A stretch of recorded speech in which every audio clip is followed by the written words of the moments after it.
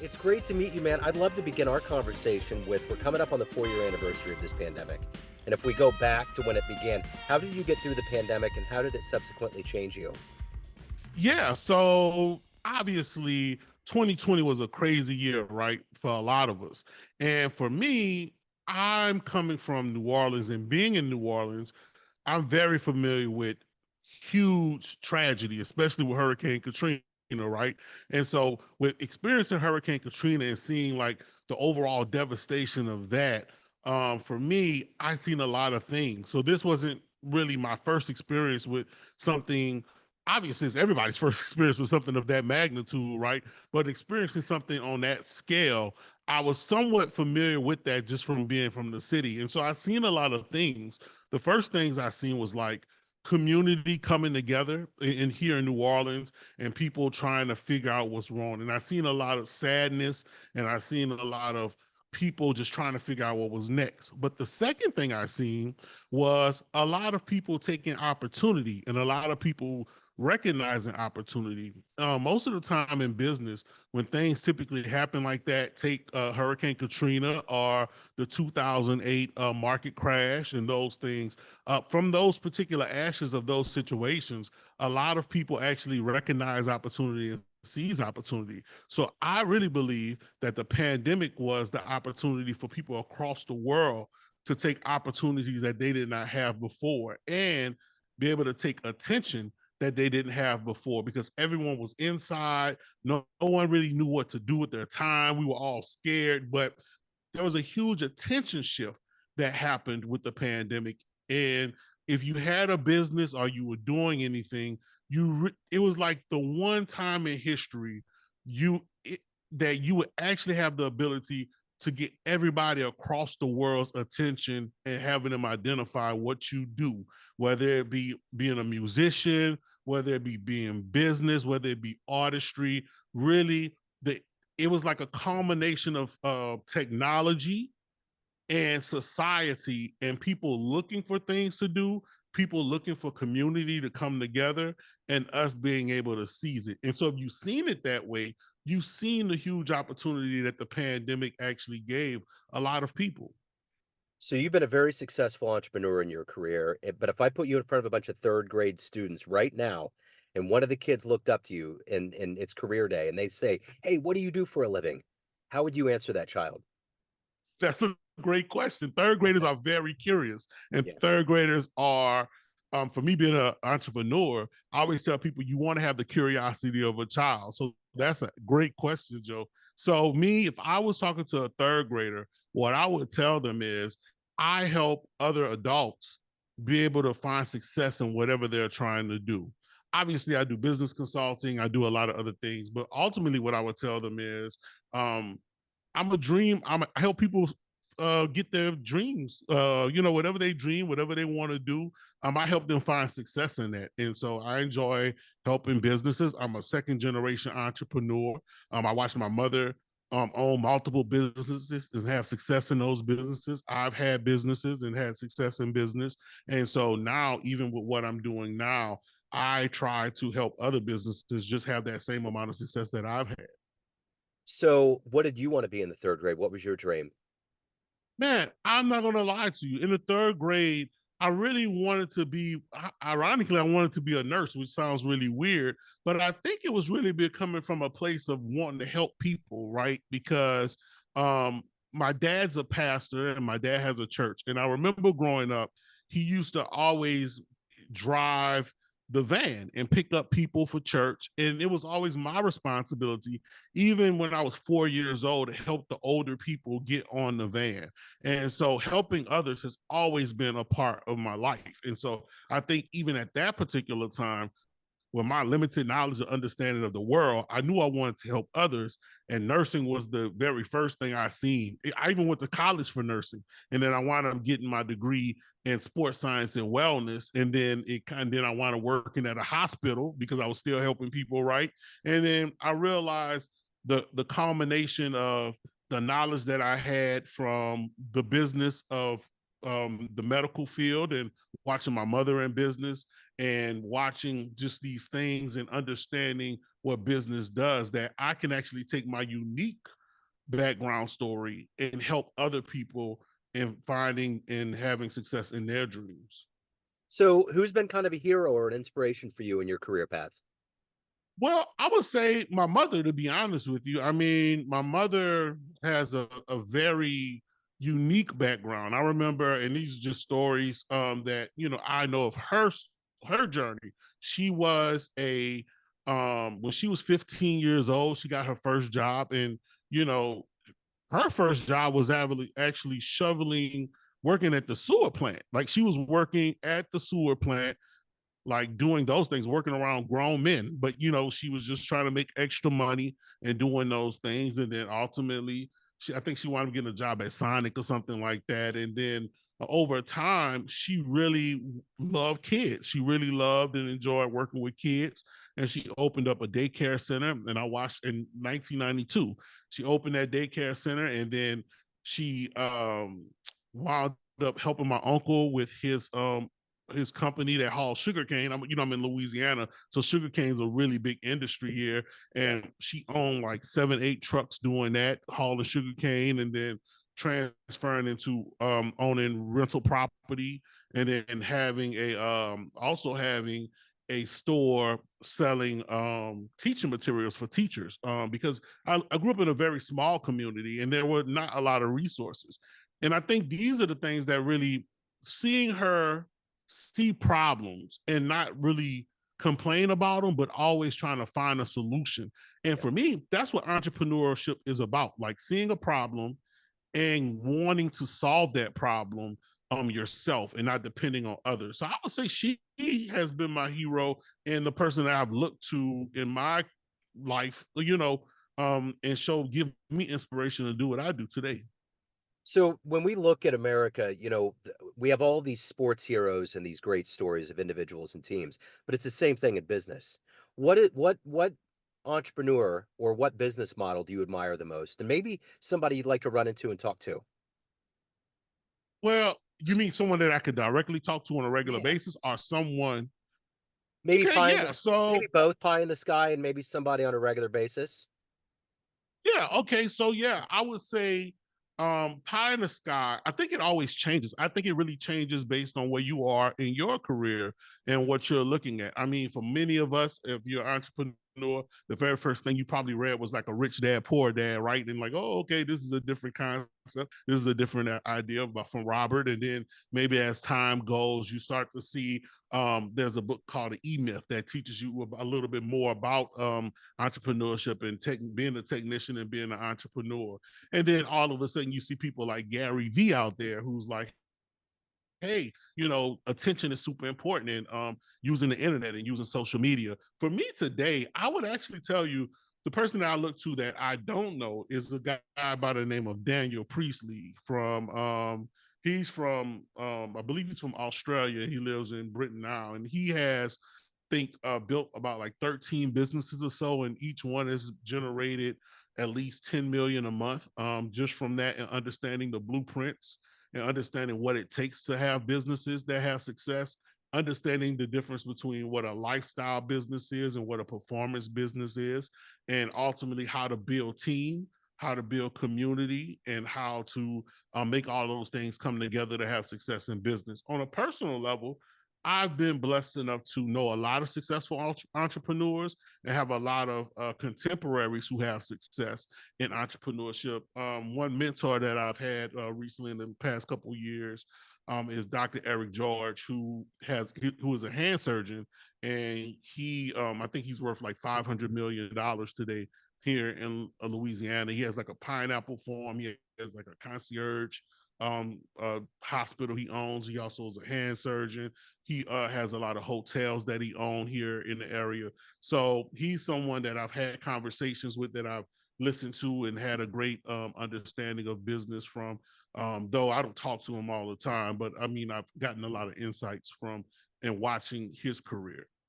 So, what is the drive for you every day to get up, to be a successful businessman yourself, to help other people find their dreams? What is all of that inspiration for you every day? So for me, I want to help people. I want to help people achieve their dreams. One great thing about being an entrepreneur myself and having success in entrepreneurship and wanting to help others, I feel like helping entrepreneurs is the easiest way to help others because entrepreneurs typically know or have a dream or know what they're looking for. Many times, everyday people they go through life and they don't really know what they're looking for. They're kind of like going through the motions, and so it's kind of hard to help regular people from time to time. But I think that entrepreneurs, they're more susceptible from to receive help from the outside because they understand that they have a goal and they maybe don't have all the answers to the goal, and they understand that they're on a journey and they're willing to learn as they're on the journey. So yeah. So, what's been one of your favorite success stories of helping people and helping them get to their dream? Okay, yeah, I have a few of those. So for myself, I would say my last venture was working alongside High Level Speech and Hearing Center, and that particular venture I think started in 2016, and as of 2022, I believe ICIC rated it as one of the top 60 fastest growing companies in the country, generating about 5 to 6 million a year in revenue, and steadily growing. And I would say, even from the standpoint of even today, my mother's daycare. I remember when the pandemic, this goes back to your first question, when the pandemic started, I had so much time on my hands that I was like, and I was helping other people. And, you're sitting at home and you're like working from home. And then I see my mom and I was like, and she was from time to time she'll talk about her daycare. I'm like, send me over the documents and what you got going on with the daycare and stuff. And I think at the time she was maybe generating like maybe 150, 200,000 a year with her daycare.